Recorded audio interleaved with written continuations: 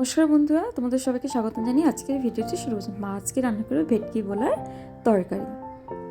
এ দেখো, মাছটাকে ধুয়ে এখন নুন হলুদ দিয়ে মাখিয়ে নেবে। দিয়ে দিচ্ছে পরিমাণ মতো নুন, হলুদের গুঁড়ো। মাছটাকে এখন ভালো করে মেখে নিতে হবে। আর তোমরা আজকের ভিডিওটি স্কিপ না করে ফার্স্ট থেকে লাস্ট অবধি দেখো, আশা করি ভালো লাগবে। এই দেখো বন্ধুরা, মাছটা মা ভালোভাবে মেখে নিয়েছে। এখন এটাকে এক সাইডে রেখে দেবে। আর এই মাছে তেমন কোনো সবজিই দেবে না। নিয়েছে 2 পিস আলু, টমেটো, ধনেপাতা, কাঁচা লঙ্কা, ব্যাস। আর দেখো মাছগুলো এদিকে নিয়ে নিচ্ছে হলুদের গুঁড়ো, ধনের গুঁড়ো, লঙ্কা বাটা, আদা বাটা। এখন এইগুলোকে ভালো করে মিক্স করে এক সাইডে রেখে দেবে। আর কড়াইটা বসিয়ে দিয়েছে, দিয়ে দিচ্ছে সর্ষের তেল। তো তেলটাকে গরম হতেই মাছগুলোকে ভেজে নেবে। আর সবগুলো মাছ রান্না করবে না।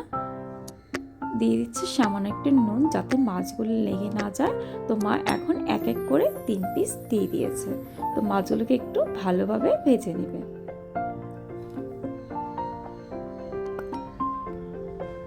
তো মাছগুলো ভাজা হয়ে যেতেই মা এক এক করে মাছের পিসগুলোকে নামিয়ে নিচ্ছে। আর বাকি মাছগুলোকে এভাবে ভেজে নেবে।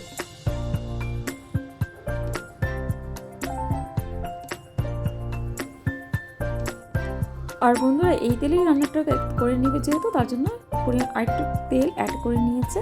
আর দেখো 4 পিস মাছ রান্না করবে। ফোড়নে দিয়ে দিচ্ছে গোটা জিরে, আর সেদ্ধ করে রাখা 2 পিস আলু দিয়ে দিয়েছে। তো আলুটাকে একটু ভালোভাবে ভেজে নিতে হবে। এরপর দিয়ে সামান্য একটু হলুদের গুঁড়ো।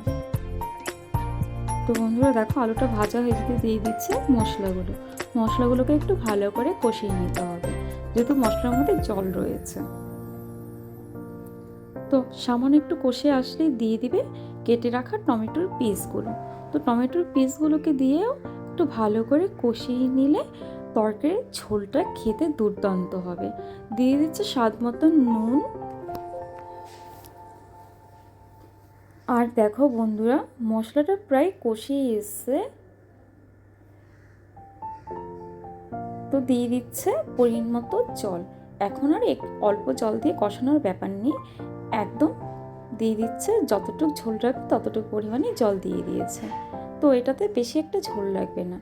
তো একটু ঝোলটা ফুটে আসলেই দিয়ে দেবে ভেজে রাখা মাছের পিসগুলো।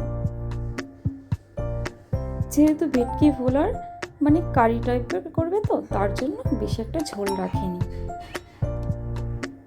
আর দেখো, এটাকে এখন একটু হতে দেবে। এখন দিয়ে দিচ্ছে জিরের গুঁড়োটা নামানোর একটু আগে দিলে সেন্টটা খুব ভালো আসে।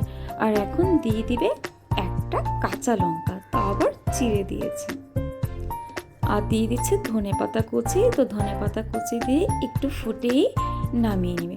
তো আমাদের ভেটকি ফোলার কারি একদমই রেডি। এখন শুধু নামানোর পালা। তো মা এখন নামিয়ে নেবে। আর আজকের এই ভিডিওটি কেমন লাগলো অবশ্যই কমেন্টে জানিয়ে, যদি ভালো লেগে থাকে লাইক, কমেন্ট, শেয়ার করো, সাবস্ক্রাইব করে আমাদের ছোট্ট চ্যানেলটির পাশে থেকো। আর তোমরা সবাই ভালো থেকো, সুস্থ থেকো।